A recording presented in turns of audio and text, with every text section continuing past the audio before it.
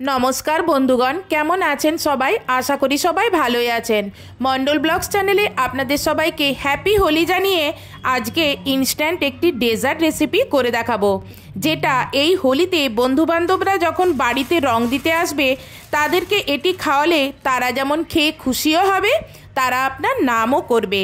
ভিডিওটা প্রথম থেকে শেষ অবধি দেখলে বুঝতে পারবেন কত সহজে এই অসাধারণ রেসিপিটা বানিয়ে নেওয়া যায়। চলুন রেসিপিটা শুরু করি। প্রথমে বাজার থেকে স্লাইস একটি পাউরুটি কিনে নিয়ে এসে গ্লাস বা যে কোনো বাটির কিনারা দিয়ে এইভাবে গোল গোল করে শেপগুলো প্রথমে কেটে নেন। আপনার যতগুলি প্রয়োজন ততগুলি কেটে নেবেন। এবার একটি কড়াইতে 1 কাপ চিনি আর 2 কাপ জল 1/4 চামচ কেশর রং আর 1 চামচ এলাচ গুঁড়ো দিয়ে একসঙ্গে এগুলো ফুটাতে থাকবো। চিনি যখন গলে গিয়ে তারপর যখন এটা ফুটতে থাকবে ফুটে ফুটে যখন এটা গাঢ় হয়ে আসবে তখন দেখবেন এটা চিটচিটে ভাব এসেছে কিনা। চিটচিটে ভাব আসলে এটা এবারে গ্যাসটা বন্ধ করে রেখে দিতে হবে, ঠান্ডা হলে এটা গাঢ় হয়ে যাবে। এবার আমি এই রকম বাজার থেকে হুইপ ক্রিম কিনে নিয়ে এসেছি। এগুলো বাজারে এরকম লিকুইড পাওয়া যায় হুইপ ক্রিম। এটা আমি ছোট বাটির 1 বাটি বা 1/4 কাপ লিকুইড ক্রিমটা মিক্সিং বলে নিয়ে ইলেকট্রিক বিটারের সাহায্যে এটাকে ফেটিয়ে নেব। এটা ফাটাতে ফাটাতে দেখবেন এটা ফুলে ডবল হয়ে গেছে এবং এটা শক্ত হয়ে টাইট মতন হয়ে যাবে।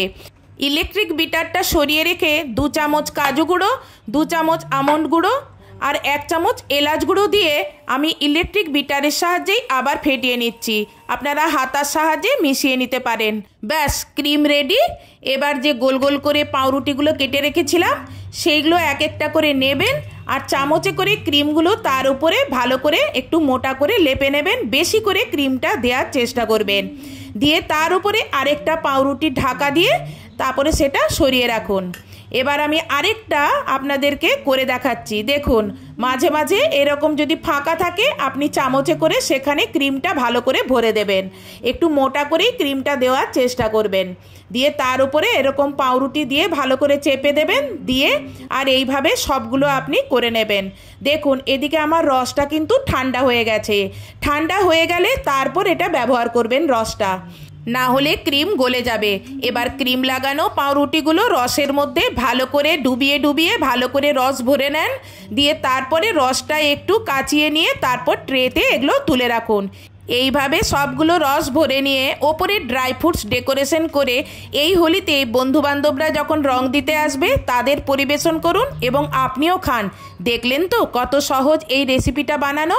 একবার আপনারাও এইভাবে বানিয়ে খেয়ে দেখুন কি দারুণ খেতে। এবার গার্নিশিংয়ের জন্য ওপর থেকে ডেসিকেটেড কোকোনাট ছড়িয়ে দিলাম।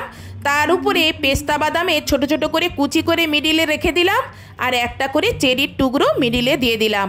দেখুন দেখতে কত অসাধারণ হয়েছে, খেতেও তেমনি খুব অপূর্ব হয়েছিল। আজকের মতন এখানেই ভিডিওটা শেষ করছি। নেক্সট ভিডিওতে আপনাদের সঙ্গে আবার দেখা হবে। বাই।